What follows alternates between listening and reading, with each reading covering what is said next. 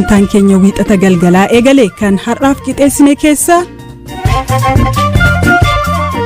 Manni maree bakka bu'oota uummataa Itoophiyaa Koomishinii Marii Biyyaalessaaf Koomishiinaroota 11 muudu godina Wallagga Bahaa aanaa Giddaa Ayyaanaatti hidhattootaan namoonni ajjeefamuu fi manneen gubachuu Humni mootummaa kun yoo dhaqee humna baay'oo shanee sana sirrukutaa humna jara sana sirrukutaa diina lama gidduu dhaabatee akkasaan yaadanitti qaqqabuu dhiisuu danda'a maaliif dhawaataan bosona assasaa homa jedhee deemaa jira waan ta'eef.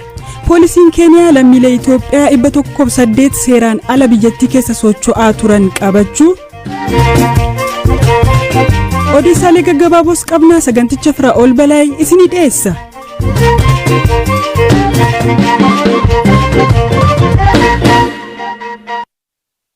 Manni maree bakka bu'oota uummataa Itoophiyaa Koomishinii Marii Biyyaalessaaf Koomishiinaroota 11 muude miidiyaaleen biyya keessaa akka gabaasanitti manni maree bakka bu'oota uummataa yaa'ii wiixata guraandhala 21 2022 taa'een muudama koomishiinaroota kanaa mormii malee sagalee caalmaan raggaaseera. Yuunivarsiitii Finfinneetti Piroofeesara Fayyaa Sammuu yookaan saayikaatirii kan ta'an Piroofeesar Masfin Ar'aayaa walitti qabaa aadde Hiruut Gabrasillaasee ammoo walitti qabduu itti aantuu koomishinii Marii biyyaalessaa ta'uun muudamaniiru. Dhimmoota biyyaa bu'uuraa irratti hayyoonni siyaasaa toora garaagaraan hiriiranii fi uummanni bal'aan yaada walitti dhiyaatu akkasumas tokkummaa biyyaa irratti yaada ijaaraa akka qabaatu gochuuf mariin biyyaalessaa barbaachisaa ta'uu ibse. Waajjirri ministeera muummee marii akkanaa gochuuf qaamni walabaa fi fudhatama qabu jiraachuu waan qabuuf koomishinii kana hundeessuun barbaachisees jedheera. Wixinee labsii koomishinicha hundeessuuf qophaa'e paarlaamaan erga mirkanaa'ee booda namoota koomishinarummaaf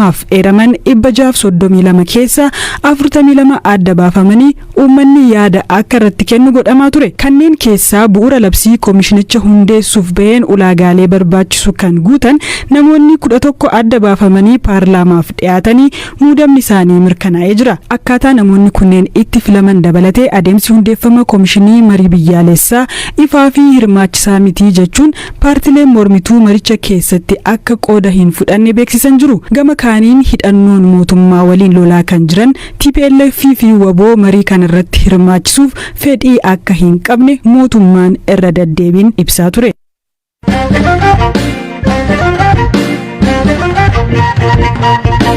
Dilbata kaleessaa hidhi haaromsaa laga Abbayyaa annisa maddisiisuu eegaleera. Ministeerri muummee Abiy Ahimedis bakka piroojektichi iddoo guubaa jedhamu argamuun eebbisaniiru.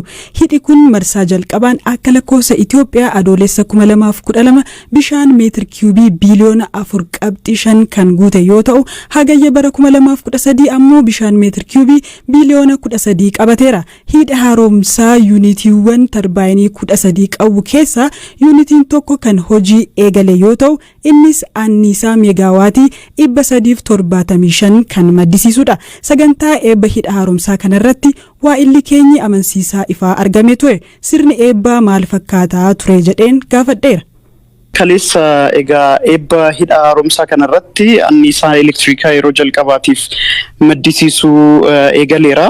Egaa muummichi ministeera haasaa isaan godhan irratti namoota hidha haaromsaa kanarratti hirmaatanii fi hoogganaa turanis galateeffataniiru. Akka mata duree eebba hidha haaromsaa kanattis wanta achirratti calaqqisiifamaa ture ani dhaloota Abbayyaati kan jedhu achirratti ibsamaa tureera. Egaa akkuma yeroo garaagaraatiin ibsamaa ture hidhee Abbayyaa kuni biyya keenyaaf karaa garaagaraatiin kan ittiin tokkummaa keenya ibsinu akkasumas immoo hiyyummaa keessaas kan ittiin baanu kaasanii akkas ture. Namootni qaraa maal jedhanii akkamittiin fudhatan namootatti haasofteetta taanaan? Dhugaa dubbachuuf namoota achi keessa hojjetan qofa otoo hin ta'in namoonni sagantaa kana irratti hirmaachuudhaaf dhaqan illee egaa ho'isaa baay'ee cimaadha. Ho'a sana keessa jiraachaa achitti hojii kana hojjechuu isaaniitiif dinqisiifannaa guddaa kennaa turanii namoonni achi keessa hojjetan immoo an dubbise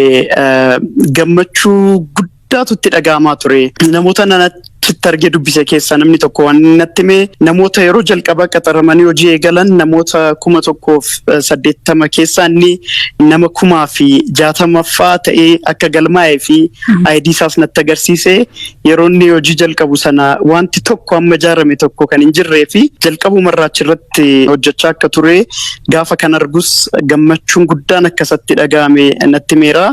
Ammas akkasumatti jabaannee wal gargaarree fiixaan baasuu qabna ergaa jedhu sinaa dabarseera. Namoonni biraan an dubbise immoo haadha warraa fi abbaa warraadha. Achumatti abbaa warraan gara waggaa 11 hojjeteera. Innis jalqabumarraa kaasee ture kan hidha haaromsaa kanarratti hojjechaa ture. Isheen waggaa 4 hojjetteetti achumatti wal arganii wal fuudhanii daa'ima waggaa 3 fa'aa qabu. Hedduu gammachuu guddaa qabu ture gaafa nattaasaanii baay'ee gammadaniiru. Isaanis uummattoota Itoophiyaa maraan baga gammaddan ergaa jedhu dabarsaniiru.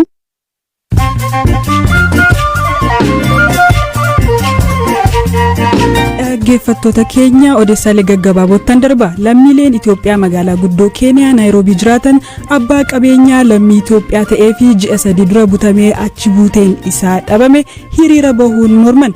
Saamsoon Takla Mikaa'el konkolaataa isaa keessaa guyyaa saafaan baafamuun namoota poolisoota ta'uun isaanii hin oolle jedhamee amanamuun fudhatame. Haati warraasaa obbo Saamsoon Milan Halfoom akkas jetti. ከተያዘ 3 ወር ሞልቶታል። ሳምሶን erga qabame ji'a 3 guuteera. Ji'a 3 guutuu sagaleen isaa hin dhaga'amne. Waa'ee isaa wanti dhageenye waan hin jirreef gaaffii kana mootummaa Keeniyaaf dhiyeessuuf ture kan daandiitti baane. Garuu mootummaan Keeniyaa nu dhaabsiseera. Giftiin Elizaabeet lammaffaa COVID-19 qabamuu masaraan mootummaa Buckingham beeksise. Mallattooleen sasalphoo COVID-19 kan akka qufaa kan irratti mul'ate Giftiin Elizaabeet erga vaayirasichi irratti argame booda hojiiwwan sasalphoo hojjechuu itti fufaniiru. Ameerikaa bulchiinsa Kaalifoorniyaatti sareen baddee waggoota 12 turte abbaa isheetti deebiteetti. Qorannoo maayikiroochiippii ishee irratti jiru irratti godhameen adda bahuun namoota ishee guddifatan waliin wal argiteetti. Awustiraaliyaa keessatti namichi walii galteedhaan miila hiriyyaasaa irraa muree ajjeese poolisiin to'ate. Nama kana irratti himannaan ajjechaas irratti banamee jira. Qondaalonni Naayijeeriyaa gogaa loonii toonii 120 gara biyyaatti galee to'atan. Gogaan kun warshaaleef dhiyaachuuf mala keemikaalaan kan sukkumame ta'us akka nyaataatti gurguramaa ture jedhe dhaabbanni qorichaa fi nyaataa Naayijeeriyaa. Biyyattii keessa nyaatni ponomo jedhamuu fi gogaa loonii irraa tolfamu baay'ee beekamaadha. Odeessaaleen keenya Poolisiin Keeniyaa lammiilee Itoophiyaa 108 seeraan ala biyyattii keessa socho'aa turan mana tokko keessatti arguun to'achuu ibse. Baqattoonni kunneen dhiirota umriin isaanii ganna 15 hanga 35 ta'u dameen qorannoo yakka poolisii biyyattii hime. Amma durallee godaantonni hedduun magaalaa Naayiroobii fi dhiyeenyarraa irra deddeebiin kan qabaman ta'u ji'uma kanaa fi kan darbe keessa dargaggoonni 100 lakkaa'aman biroon akkasuma qabamaniiru. Gaanfa Afrikaa daddabarsa godaantotaan kan shakkaman namooti 4 to'atamaniiru. Godaantota to'annoo jala oolan afaan hiikuun kan gargaaru Jaabir Sheekh Usmaa'il waa'ee dargaggoota qabaman kanaa waa'ila koo Eliyaas Mulgeetaatti dubbateera. Lammiilee Itoophiyaati. Lammiileen kun guyyaa Friday halkan mana namatti odeeffannoon argame achi qabamanii mana keessa nama 108 turanii warra caalaan isaanii warra kibba irraa dhufe. Namoota kana dhiyoo gaafadhu mana san keessa nama baatii 4 turetu jira, baatii 3 turetu jira, baatii 5 turetu jira. Ijoollee kana akka dhiyeenyaan dubbiste natti himteetta. Mee maal himatan ijoolleen kun, maalirraa odeeffatte? Godaantonni kun nama warra karaa nama daddabarsu kanaan gowwoomfamanii gara Afrikaa kibbaa imalaa jiranii mallaqa haga Naayiroobii ittiin dhufan kana kafalanii mallaqa asiirraa ittiin deeman waan maatii isaanii irraan argamanii fi tuffaman iddoo jiran sanitti. Isaan keessaa kan baqattummaadhaan gaafatan fa'aa jiru naan jettee turte. Waa'ee isaa wanti natti himtu jira? Namni kun nama maatiin isaa dhalootaan Tigraay. Namni kun mana murtii guyyaa gaafate horii yakka kana qorachuu barbaadu guyyaa 10 gaafatanii manni murtii qoratanii akka mana murtiitiif deebisan beellama kenne. Yeroo kana mucaan kuni mana murtii irratti gaaffii dhiyeesse. Ani nama godaantummaan gara biyya deemu doon ta'inni kolugaltummaa gaafachuu dhufee jedhe jechuudha. Eembasiin Itoophiyaa biyya kana jiru deeggarsa akkamii godhaafii jira? Wanta kana dhiyeenyaan hordofee furmaata wanti itti kennu ni jira? 2019 xiqqoo tokko jijjiiramni tureera.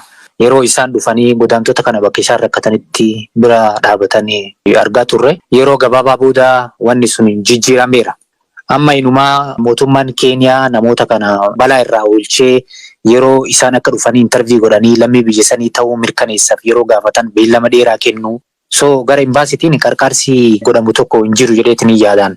Mee Jaabiraati dhimma kana nama dhiyeenyaan itti hordofudha. Yeroo garagaraatti dhiyeenyuma kanallee ji'uma darbe kana keessatti Itoophiyaa keessa dargaggoonni 100 ol kan ta'an akkasumatti yeroon hin qabamu.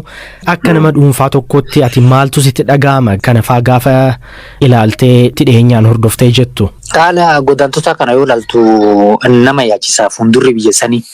Fuuldura biyya tokkootiif murteessan dargaggeessa lafaa dhufaa kana gama barumsatiin gama dinagdeetiin yoo ilaaltu. So gama kanaan namni amma xiyyeeffannoon barumsa irratti kennamee namni barateetiin biyya san hegeree biyya saniitiif abdii ta'a jedhamu godaanee biyyarraa bahutti akka jirutti argu jira. Kumati jette Janawariidhumaa itiin namni 108 kaawuntii baa Kaji'aadotti qabamee ture yaadatta. Ji'uma kana keessa guyyaa 5 jechuun namoonni 100tti lakkaa'aman qabamanii gara biyyaa deeffamuuf qophiirra jiran jechuudha.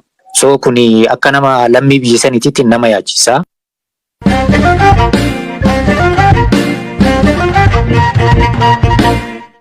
Deebii nuu kennuu hin dandeenye. Odeessa biraattan darbaa godina Wallagga Bahaa aanaa Giddaa Ayyaanaa gandoota Nageessoo fi Haroo Ayyaanaa jedhaman keessatti haleellaa hidhattoonni raawwataniin namoonni ajjeefamuu fi manneen hedduunis gubachuu aangoonni mootummaa BBC'tti himan. Itti gaafatamaan waajjira bulchiinsaa fi nageenyaa aanaa Giddaa Ayyaanaa obbo Misgaanaa Morkaa bakka rakkoon kun itti dhalate duraan qaxanaa diinaatii jedhan. Waayilli koo Biraanuu Gammachuu dubbiseera. Walitti bu'iinsi tureera. Dichi qaxanaansaa duraanii qaxanaa diinaati. Baawwan shanes keessa jiru, finxaaleeyyiin Amaaraas jiru. Amma bakka sana geenyee qulqulleeffachuu hin dandeenye durumayyuu. Kanaaf dubbichi yeroo sadarkaa odeeffannootiin kaasnu immoo finxaaleeyyii Amaaraatu saba Oromoo kaasee buqqisee kan jedhamutu jira.